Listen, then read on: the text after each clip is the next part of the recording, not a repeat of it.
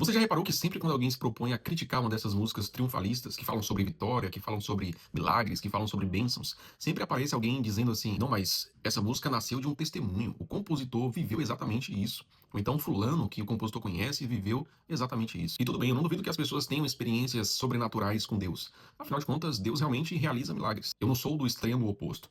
Mas você já parou para pensar que existe um outro lado dessa história? Existem milhares de cristãos que oraram por cura, mas morreram. Existem milhares de cristãos que oraram por uma porta de emprego, mas ela não se abriu, que oraram pela conversão dos seus filhos, mas isso não aconteceu. Existem vários cristãos que oraram por livramento, mas não receberam porque a resposta de Deus foi diferente da que eles esperavam. Então, quando um compositor se propõe a escrever uma canção, ele tem que responder uma pergunta muito essencial. E a pergunta é: a verdade que eu vou transmitir através dessa canção, ela é absoluta ou é circunstancial? Se ele disser que é absoluta, então tem que valer para todo mundo.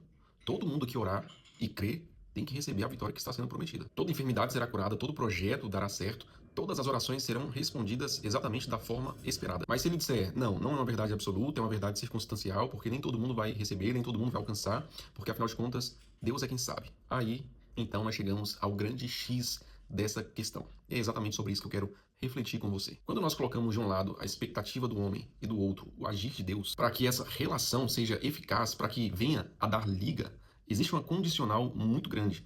E essa condicional é o grande se.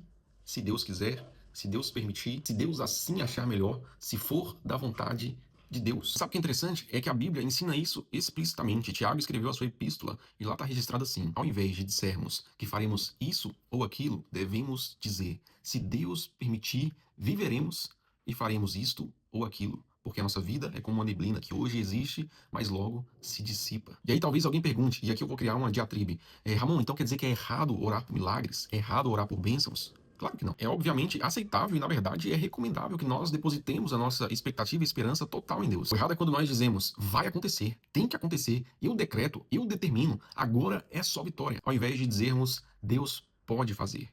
Se for da vontade de Deus, ele vai realizar. O erro começa quando uma possibilidade é transformada em garantia, quando a esperança é transformada em decreto, quando uma oração vira exigência. E então nós trocamos a soberania de Deus em nossos corações por nossa própria vaidade, por nossas próprias vontades, por nossos próprios desejos. É nesse momento que Deus ele deixa de ser apresentado, por exemplo, numa canção, como o Senhor soberano que age conforme o conselho da sua própria vontade e passa a ser apresentado como um simples alguém a cargo dos nossos próprios caprichos. Como se Deus fosse um garçom segurando uma bandeja de bênçãos, distribuindo milagres num tipo de sistema all inclusive, bastando que alguém tenha fé para receber. A propósito, fé não é crer que Deus fará exatamente o que eu quero, mas é sim crer que mesmo quando ele não faz, é o melhor para mim, porque a vontade dele é boa, perfeita e agradável.